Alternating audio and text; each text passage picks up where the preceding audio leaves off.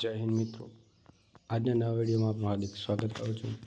तो मित्रों, આજના વિડીયોમાં આપણે વાત કરવાની છે ગૌણ સેવા વર્ગ 3 નંબરમાં વિવિધ ભરતીઓ બાબત આવી ખુશખબર। તો શું ખુશખબર છે તેના વિશે આજના વિડીયોમાં આપણે વાત કરીશું। તો વિડીયોમાં છેલ્લા સુધી બન્યા રહેજો, જેથી તમામ પ્રકારની ભરતી લગતી અપડેટ આપણી યુટ્યુબ ચેનલ પર મળી રહેશે। તો આજે હવે આપણે વાત કરવાની છે કે વિવિધ ભરતીઓ માટે ખુશખબર છે। તો વિડીયોમાં આગળ વધતા પહેલાં તમે હજુ સુધી ચેનલને સબસ્ક્રાઈબ ના કરી તો ચેનલને જલ્દી સબસ્ક્રાઈબ કરી દો, જેથી આવા જ પ્રકારની તમામ ભરતીને લગતી અપડેટ આપણી યુટ્યુબ ચેનલ પર સૌપ્રથમ આવશે। તો અમને આશા છે કે તમે અમારી ચેનલને સબસ્ક્રાઈબ કરશો અને તમારા મિત્રો સુધી આ વિડીયો જરૂર શેર કરશો। તો હવે આપણે વિડીયોમાં આગળ વધીએ અને ચાલુ કરીએ।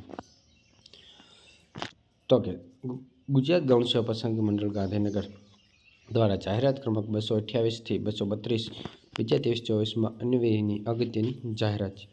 તો કે મંડળ દ્વારા તારીખ 16/3/2024 જાહેરાત ક્રમાંક 228 થી 232 2023-24 થી ઉદ્યોગ અને ખાણ વિભાગ હસ્તકના ખાતા વડા સહકારી મુદ્દક અને લેખક સામગ્રીની કચેરી હસ્તકના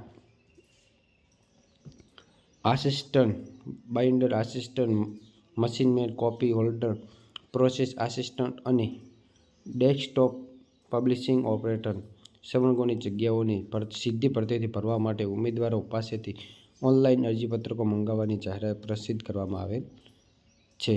તો પ્રસ્તુત જાહેરાત સંબંધે થયેલ નિર્ણય અનુસાર ઉક્ત સવર્ગોની ભરતી BA-ML પ્રકારની દિવ્યાંગતા ધરાવતા ઉમેદવારો સામાજિક ન્યાય અને અધિકારિતા વિભાગના તારીખ 9/6/2023ના ઠરાવથી નિયત થયેલ નીચેની શરતોને આધીન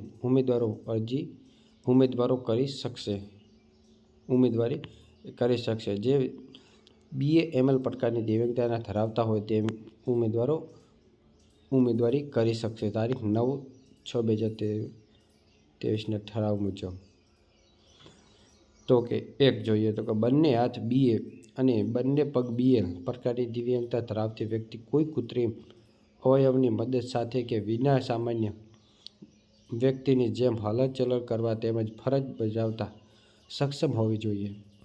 આવા ઉમેદવાર પરીક્ષામાં ઉત્તીર્ણ થાય ત્યારબાદ જે તે સવર્ગની ફરજોના સંદર્ભમાં આવા ઉમેદવાર માટે મેડિકલ બોર્ડનો અભિપ્રાય સંબંધિત ઉદ્યોગ અને ખાણ ઉદ્યોગ દ્વારા મેળવવામાં આવશે। આ અભિપ્રાયના આધારે ઉમેદવાર જે તે સવર્ગના નિમણૂક માટે લાયક કે ગેરલાયક છે તે ઉદ્યોગ અને ખાણ વિભાગ દ્વારા નક્કી કરવામાં આવશે। તો હવે આપણે જોઈ લઈએ તો કે નોંધ શું નોંધ છે તે સરખી રીતે જોઈ લઈએ। તો કે આ ભરતી પ્રક્રિયા અંતર્ગત કોઈ BA-ML પ્રકારની દિવ્યાંગતા ધરાવતા ઉમેદવારે સામાન્ય કેટેગરીમાં કે અન્ય પ્રકારની દિવ્યાંગતાની કેટેગરી હેઠળ અરજી કરેલ હશે તો પણ તેઓની અરજી માન્ય ગણવામાં આવશે।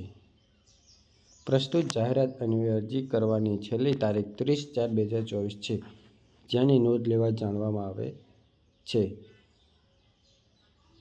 તો હસમુખ પટેલ દ્વારા સચિવ દ્વારા તો આજના વિડીયોમાં બસ આપણે આટલી જ માહિતી જોઈશું।